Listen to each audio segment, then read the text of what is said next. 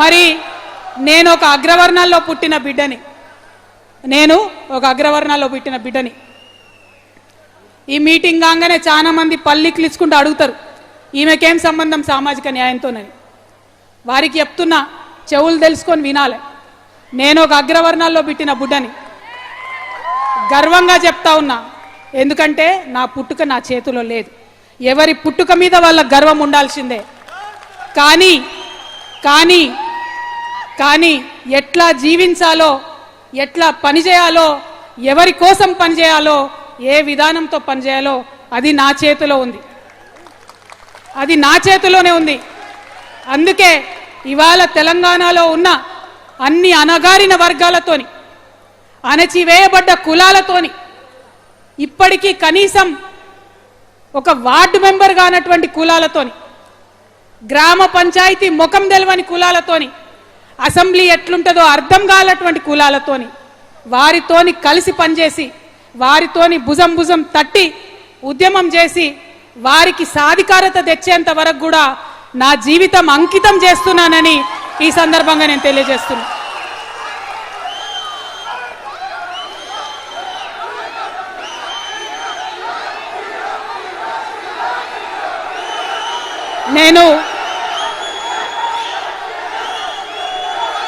నేను ఏ మాట కూడా ఉట్టిగా చెప్పను. నా ఆత్మ ఒప్పుకొంది, నా మనసు ఒప్పుకొంది, నేను ఏ పని కూడా చేయను. దానివల్ల ఎంత పెద్ద లాభం వచ్చినా నేను ఆ పని చేయను. అట్లా చేసేది ఉంటే నేను ఎక్కడుండేదన్నో మీకు తెలుసు.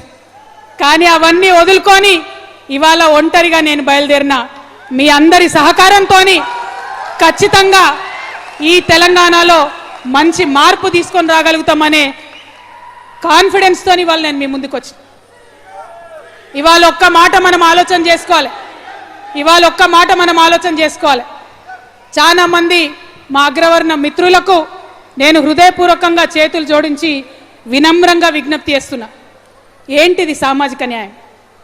ఏంది సామాజిక న్యాయం అంటే ఏంటిది? వెంటనే సామాజిక న్యాయం అనగానే అగ్రవర్ణాలకు వ్యతిరేకం అనుకుంటారు. కాదు. సామాజిక న్యాయం అంటే ఏంటిది?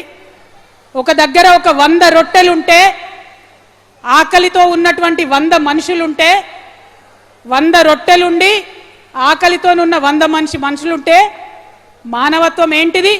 మనిషి ఒక రొట్టె ఇయ్యాలి, అందరు ఆకలి తీర్చాలి. ధర్మం ఏంటిది? మనిషి ఒక రొట్టె ఇయ్యాలి, అందరు ఆకలి తీర్చాలి. న్యాయం ఏంటిది? మనిషి ఒక రొట్టె ఇయ్యాలి, అందరు ఆకలి తీర్చాలి. చట్టం ఏం చెప్తుంది? వనరులు సమానంగా పంచుకోవాలి, మనిషి ఒక రొట్టె ఇయ్యాలి, అందరు ఆకలి తీర్చాలి. కానీ ఏం జరుగుతుంది వాళ్ళ భారతదేశంలో? 100 రొట్టెలున్నాయి, ఆకలితో నుండే 100 మనుషులు ఉన్నారు. కానీ బలవంతులైనటువంటి 10 మంది మనుషులు 90 రొట్టెలు తింటున్నారు. ఇవాళ బలహీనమైనటువంటి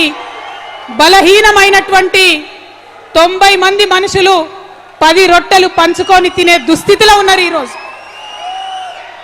ఇది న్యాయమా? ఇది ధర్మమా?